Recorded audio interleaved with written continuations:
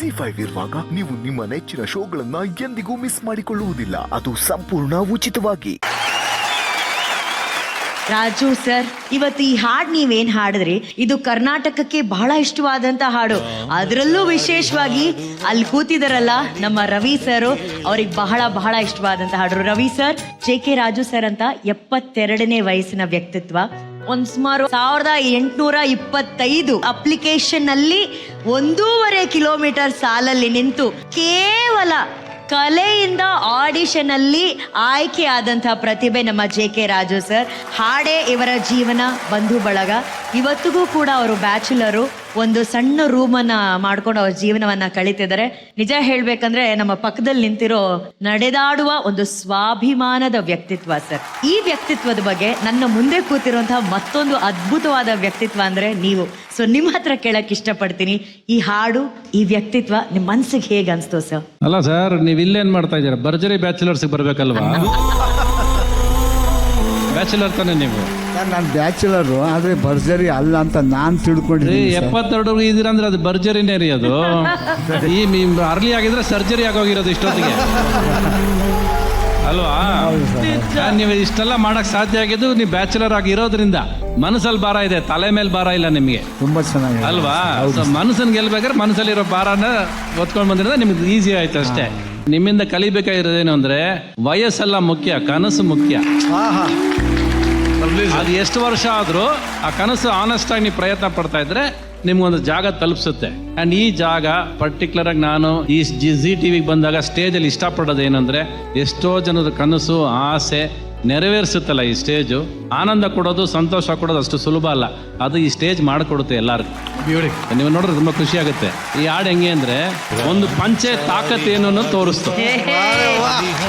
ಆಮೇಲೆ ನನ್ನಲ್ಲಿ ಜನ ಬರೀ ಪ್ಲೇ ಬಾಯ್ ಕ್ಯಾರೆಕ್ಟ್ರು, ಪ್ರೇಮ್ ಲೋಕ ಆ ಥರ ನೋಡ್ತಿದ್ದ ಕ್ಯಾರೆಕ್ಟರ್ಸು ಇವನು ಪಂಚೆ ಹಾಕೊಂಡು ಬಂದ್ರು ಮಾಡ್ಬೋದು ಅಂತ ಅನಿಸಿದ್ದು ಈ ಸಿನಿಮಾನೇ ಜನಕ್ಕೆ. ಸೊ ನಾವು ತಗೊಳ್ಳೋ ಸಮಯ ಇಂಪಾರ್ಟೆಂಟ್ ಅಲ್ಲ, ನಾವು ಖರ್ಚು ಮಾಡೋ ದುಡ್ಡು ಇಂಪಾರ್ಟೆಂಟ್ ಅಲ್ಲ, ಮನಸ್ಸಿಗೆ ತಲುಪುವಂಥ ಸಿನಿಮಾ ಅದು ಎಷ್ಟೇ ಖರ್ಚಾದ್ರೂ ತಲುಪುತ್ತೆ ಅನ್ನೋದಕ್ಕೆ ರಾಮಾಚಾರಿನೇ ಕಾರಣ ಅದಕ್ಕೆ. ಸೊ ಈ ಥರ ಈ ಹಾಡುಗಳೆಲ್ಲ ಕೇಳಿದಾಗ ನಮ್ಗೆ ಇಮ್ಮಿಡಿಯೇಟಾಗಿ 1 ಸೆಕೆಂಡ್ ಮೈ ರೋಮಾಂಚನ ಆಗೋಗುತ್ತೆ ನಮಗೆ. ಯಾಕಂದರೆ ಇದು ಹುಟ್ಟಿರೋ ಗಳಿಗೆ ಇದೆಯಲ್ಲ, ಆ ಗಳಿಗೆ ನಾವೆಂಥ ಗಳಿಗೆಯಲ್ಲಿದ್ವಿ, ಹೆಂಗಿದ್ವಿ, ಈ ಒಂದು ಸಿನಿಮಾ ಶಾಂತಿಕ್ರಾಂತಿ ಸೋಲ್ನ ಮರೆಸ್ಬಿಡುತ್ತೆ, ಮುಂದಕ್ಕೆ ಮತ್ತೆ ಗೆಲುವು ಕರ್ಕೊಂಡು ಹೊರಟೋಗುತ್ತೆ ನನಗೆ. ಸೊ ಈ ಸಿನಿಮಾನ ಯಾವತ್ತೂ ಮರೆಯೋಕ್ಕಾಗೋದಿಲ್ಲ. ಫಸ್ಟ್ ರಾಮಾಚಾರಿ ಅಪ್ಪ ಮಾಡಿದ ಸಿನಿಮಾ ನಾಗರಾವಲಿ ರಾಮಾಚಾರಿಯನ್ನು ವಿಷ್ಣುವರ್ಧನ್ ಉಟ್ಕೊಂಡ್ರು, ಈ ರಾಮಾಚಾರಿ ಮತ್ತೆ ಈ ಜೀವನದಲ್ಲಿ ಉಟ್ಕೊಂಡ್ರು, ಮತ್ತೆ ಯಶ್ ಇನ್ನೊಂದು ರಾಮಾಚಾರಿ ಅವನೊಂದು ಮೆಟ್ಲೆ ಎರ್ದ. ಸೊ ಈ ರಾಮಾಚಾರಿ ಅನ್ನೋ ಹೆಸರಿಗೆ ಅಷ್ಟು ತಾಕತ್ತಿದೆ, ಅಷ್ಟು ವೆಯ್ಟ್ ಇದೆ. ಅದು ನಾನು ನಮ್ಮ ಅಪ್ಪನಿಗೆ ಹೇಳಿದ ಒಂದೇ ಮಾತು, ಯಾವುದೇ ಕಾರಣಕ್ಕೂ ನನ್ನ ಸೋಲ್ ನೋಡ್ಬಿಟ್ಟು ನೀವು ಮೇಲೆ ಹೋಗೋದಿಲ್ಲ, ನನ್ನ ಗೆಲುವು ನೋಡೇ ಹೋಗ್ಬೇಕು.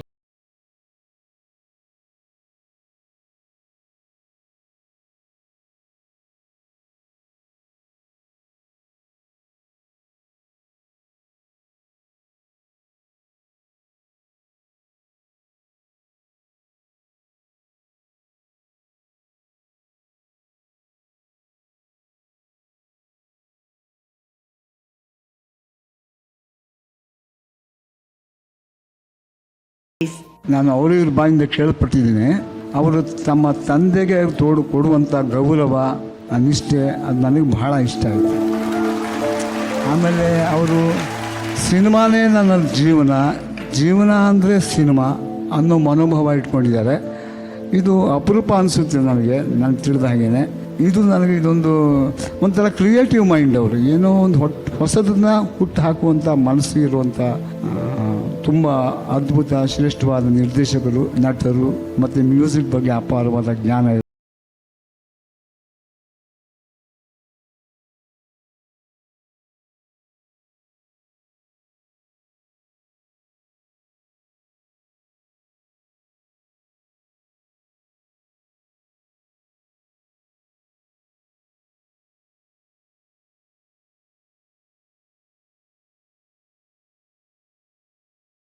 ಧನ್ಯಾಜಿ, ನಮ್ಮ ರಾಜು ಸರ್ ಅವರ ಈ ಹಾಡುಗಾರಿಕೆ ಏನು ಹೇಳೋದು, ಪ್ರತಿ ಸತಿ ಅವ್ರು ಹಾಡಿದಾಗ ಡೈರೆಕ್ಟ್ ಮನಸ್ಸು ಮುಟ್ಟಂಥ ವಾಯ್ಸು, ಆ ಫ್ರೇಸು ಅದು ಹಾಡ್ಬೇಕಾದ್ರಂತೂ ಜೀವ ಹಿಂಡೋಗ್ತಾ ಇತ್ತು, ಅಷ್ಟು ಸ್ವೀಟಾಗಿ. ಇದು ಮೇಡಮ್ ನಿಮ್ಮ ಟ್ರೈನಿಂಗ್ ಈ ಸತಿ ಬ್ಯೂಟಿಫುಲ್ ಆಯಿತು. Is just an amazing singer. ನಾನು ಈ ಏಜ್ ಗ್ರೂಪಲ್ಲಿ ನಮ್ಮ ಸುಮಾರು ಸೀಸನ್ಸ್ ಮಾಡಿದಾಗ ಸುಮಾರು ಜನ ಬರ್ತಾ ಇರ್ತಾರೆ, ಬಟ್ ಇಷ್ಟು ಪ್ರೊಫೆಷ್ನಲ್ ಆಗಿ ನಮ್ಮ ವೇದಿಕೆ ಮೇಲೆ ಹಾಡಿದಂಥ ಮೊದಲನೇ ವ್ಯಕ್ತಿ ರಾಜು ಸರ್. ಇವರೇ ಫಸ್ಟ್ ಬೆಂಚ್ ಮಾರ್ಕು. ಇನ್ನು ಯಾರೇ ಈ ಏಜ್ ಗ್ರೂಪಲ್ಲಿ ಬಂದರೆ ಇದಕ್ಕೆ ಮೇಲೆ ಹಾಡಬೇಕು ಅಥವಾ ಹೀಗೆ ಹಾಡಬೇಕು, ಇದಕ್ಕೆ ಆ ಥರ ಒಂದು ಬೆಂಚ್ ಮಾರ್ಕ್ ಸೆಟ್ ಮಾಡಿಬಿಟ್ರು ರಾಜು ಸರ್. ತುಂಬ ಚೆನ್ನಾಗಿ ಹಾಡಿದ್ವಿ. Thank you. Thank you Arjun sir. ಗುರುಗಳೇ, ನೀವು ಒಂಥರ ಒಂದು ಬಿಳಿ ಹಾಳೆ ಥರ ಸರ್. ಯಾರು ಬೇಕಾದ್ರೂ ಏನು ಬೇಕಾದ್ರೂ ಬರ್ಕೋಬೋದು, ಆ ಥರ ನಿಮ್ಮ ಒಂದು ಪರ್ಸ್ನಾಲಿಟಿ ತುಂಬ ಚೆನ್ನಾಗಿತ್ತು. ನನಗೆ ನಿಮ್ಮ ಇವತ್ತಿನ ಸಿಂಗಿಂಗಲ್ಲಿ ಹೇಮಂತ್ ಕುಮಾರ್ ಮತ್ತು ಮನ್ನಾಡೆ ಅಂತ ದೊಡ್ಡ ದಿಗ್ಗಜ ಗಾಯಕರು, ಅವರ ಒಂದು ಟೊನಾಲಿಟಿ ನನಗೆ ಕೇಳ್ದಂಗಿತ್ತು ನೀವು ಹಾಡಿದಾಗ. ಕೆಲವೊಂದು ಫ್ರೇಸಸ್ ಅಂತೂ ಆ ಥರ ಇತ್ತು, ತುಂಬ ಚೆನ್ನಾಗಿತ್ತು ಸರ್. ಅವ್ರ ಬೆಸ್ಟ್. ಧನ್ಯವಾದಗಳು ಸರ್. Thank you. ಬಲ್ಲಿ ಜೋರಾದ ಚಪ್ಪಾಳೆ Raju. Thank you Raju sir, thank you. Sir ದಯವಿಟ್ಟು ನೀರಲ್ಲಿ ಹಾಕ್ಬಿಡಿ ಸರ್, ನಾನು ಸತ್ತೋಗ್ಬಿಡಿ ಸರ್. ಎಲ್ಲರೂ ಅದ್ಭುತವಾಗಿ ಮಾಡಿದ್ರು. ನಮ್ಮ ಸರಿಗಮಪ ಅವರಂತೂ ಶಿವಾನಿ ಅವಳು ಶಿವ ಅನ್ನೋರು ಸಡನ್ನಾಗಿ ಮುಚ್ಕೊಂಡಿರೋ ಯಾರಪ್ಪ ಇವರೇನ ಅಂತ ನೋಡ್ತಾ ಇದ್ದೀನಿ. ನಮ್ಮ ಪಾಪ್ಕಾರ್ನ್ ಶೋ ಸ್ಟೀಲರ್ ಅವನು ಏನು ಮಾಡಿದ ಲಾಸ್ಟಲ್ಲಿ ಬಂದ್ಬಿಟ್ಟು ಅದೇನದು ಥಾಯ್ಲ್ಯಾಂಡ್. ಅಯ್ಯೋ ನೀನು ಥ್ಯಾಂಕ್ ಯು ಭರ್ಜರಿ ಬ್ಯಾಚುಲರ್ಸ್, ಯಾಕಂದರೆ ನಾನ್ ಸ್ಟಾಪ್ ಎಂಟರ್ಟೈನ್ಮೆಂಟ್ ಕೊಟ್ಟೆ, ತುಂಬ ಚೆನ್ನಾಗಿತ್ತು. ರಮೇಶ ಏನೋ ನೀನು ಆಲ್ರೌಂಡರ್ ಕಣ, ನೀನು ಹೌದು ಸಖತ್ತಾಗಿ ಆ್ಯಕ್ಟ್ ಮಾಡ್ದ ಅವನು. ಹೌದು ಗುರುಗಳೇ, ಹ್ಯಾಟ್ಸ್ ಆಫ್. Unbelievable comedy. ನನಗೆ ಸೂಟ್ ಕೇಸ್ ಗಂಡ ತುಂಬ ಇಷ್ಟ ಆಗೋದು. ಅಲ್ಲಿಂದ ದೆವ್ವ ತುಂಬ ಇಷ್ಟ. ಇಲ್ಲಿ ಒಂದು ತಾಂಡವ ಆಗ್ಬಿಟ್ಟು ಹೋದ್ರು ಅಲ್ಲಿ ಸಡನ್ನಾಗಿ. ಅದೇ ರೀತಿ ಜ್ಯೋತಿಷ್ರು ಮತ್ತು ನಮ್ಮ ಮಹಂತೇಶ್, ಅನ್ಬಿಲೀವಬಲ್. ನಿಜವಾಗ್ಲೂ ಇಟ್ಸ್ ಯಾವುದೋ ಬೇರೆ ಗ್ರಹಕ್ಕೆ ಹೋದಂಗೆ ಫೀಲ್ ಆಗ್ತಾ ಇದೆ. ಹಾಸ್ಯ it's the essence of life. ನಗು ಅನ್ನೋದೇ it's the most beautiful thing. So ಹಾಗಾಗಿ ನನಗೆ ಟೈಮ್ ಹೋಗಿದ್ದೇ ಗೊತ್ತಾಗಿಲ್ಲ. ನನಗೆ ಇಡೀ ಝೀ ವಾಹಿನಿಯ ಟೋಟಲ್ ಕಾನ್ಸೆಪ್ಟ್ ಮತ್ತು ಇದರಲ್ಲಿರುವಂಥ ಪೊಟೆನ್ಷಿಯಲ್ ಅದಕ್ಕೆ ಸುಮ್ಮನೆ ನೋಡ್ಕೊಂಡು I was like hats off ಅಂತ ಅನ್ನಿಸ್ತು ನನಗೆ. Very entertaining. ಇಬ್ರು ಆಲ್ ಬೆಸ್ಟ್. ಥ್ಯಾಂಕ್ ಯು ಗುರುಗಳೇ.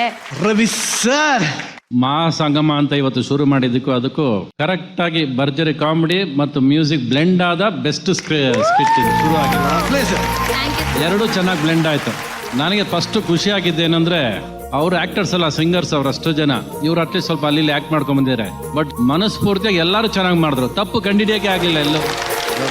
ಜಗ್ಗಪ್ಪ ಯಾವಾಗ ಲೀಡರ್ಶಿಪ್ ಒತ್ಕೋತಾನೋ ಆಟೋಮೆಟಿಕ್ ಅದ್ರ ತಕ್ಕ ಥೀಮ್ ಸೇರ್ಕೊಳ್ಳುತ್ತೆ ಅನ್ನೋದಕ್ಕೆ ಇದು ಸಾಕ್ಷಿ. ಅನನ್ಯ, ನೀನು ತುಂಬಾ ಚೆನ್ನಾಗಿ ಮಾಡಿದೆ. ಬಸವ್ರೆ, ನೀನ್ ಮಧ್ಯ ಬಂದು ಅವಾಗ ಟಾರ್ಗೆಟ್ ಹೊಡಿತಿಲ್ಲ, ಅದೇ ಬೆಸ್ಟ್. ಚೆನ್ನಾಗಿ ಮಾಡಿದ್ದೀನಿ. ಆಮೇಲೆ ನಮ್ಮ ಅಷ್ಟರ ಜಾತ್ಕೇಳವರು ಚೆನ್ನಾಗಿ ಹೇಳಿದ್ರಿ ನೀವು. ಎಲ್ಲರೂ ಚೆನ್ನಾಗಿ ಮಾಡಿದ್ರಿ. ಎಲ್ಲರೂ ಓವರ್ ಆಲ್ ಟೋಟಲ್ ಆಗಿ it was a artful, fun and very well travelled skit.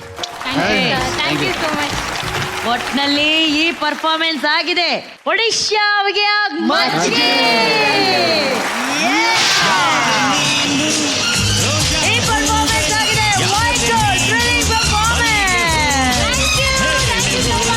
ZEE5 app download ಮಾಡಿ ಎಲ್ಲಾ ಸಂಚಿಕೆಗಳನ್ನು ಸಂಪೂರ್ಣ ಉಚಿತವಾಗಿ ನೋಡಿ.